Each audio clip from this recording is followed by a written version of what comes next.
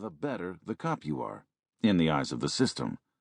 Once you made probation, your performance evaluations were essentially reduced to activity recaps, a summary of the numbers you harvested over a given period of time. The numbers game shaped us as police officers. Indeed, it defined us as police officers.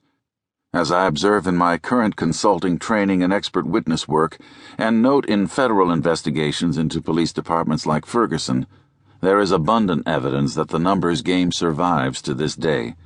In fact, many supervisors believe that counting and recapping activity is the only way to evaluate police performance. At no time did a boss ever question or counsel me as a rookie cop about the conditions on my beat.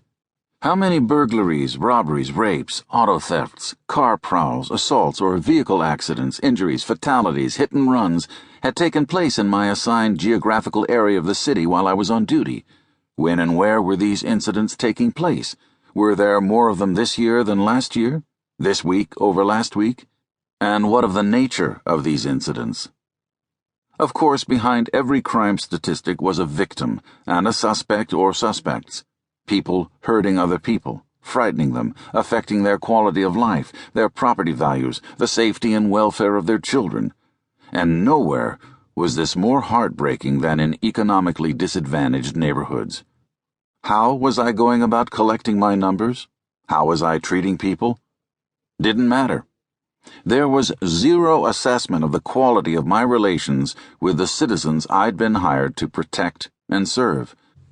The people on my beat were, in a word, irrelevant. As long as I stopped enough of them, handed them enough tickets, arrested enough of them, I would at a minimum keep the sergeant off my back, and optimally get him, there were no hers at the time, in any of the supervisory, much less managerial or executive ranks, or for that matter, in uniform, to support my aspirational career track. Of course, it was understood that a productive beat cop would generate heat from time to time. A citizen's complaint or two during a particular rating period, no cause for concern, possibly even justification for praise. It showed I was out there working, being productive, being a cop. Which brings us to Ferguson. Anyone who wants to understand just how bad policing can get, and how it can get that bad, must read the March 4, 2015 Department of Justice DOJ report on the Ferguson Police Department, FPD.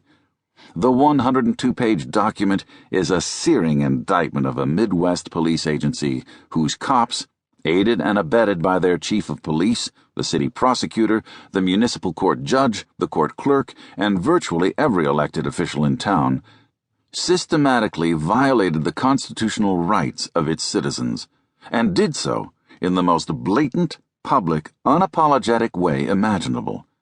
It was almost as if they didn't know any better, a theory worth pursuing.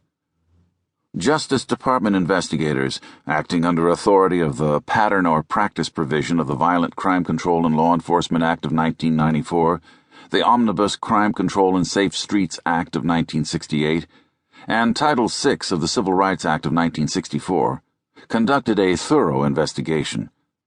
As noted in the DOJ report, investigators interviewed the city manager, mayor, police chief, municipal court judge, municipal court clerk, finance director, and half of FPD's sworn officers and others. They went on ride-alongs with the cops, reviewed 35,000 pages of police records, as well as thousands of emails and other electronic materials provided by the police department. They put statistical experts to work on FPD's stops, searches, citations, and arrests, as well as data collected by the municipal court. They did some court watching, and they interviewed dozens of defendants. They examined previous independent studies of court practices in both Ferguson and St. Louis County, and they sought to engage the local community, conducting hundreds of in-person and telephone interviews of individuals who reside in Ferguson or who have had interactions with the police department. They spoke with neighborhood associations, other community groups, and advocacy organizations. Finally, they brought along 2 outside police chiefs who reviewed FPD's policies and incident reports and conducted their own interviews. What they found confirmed a pattern or practice of unlawful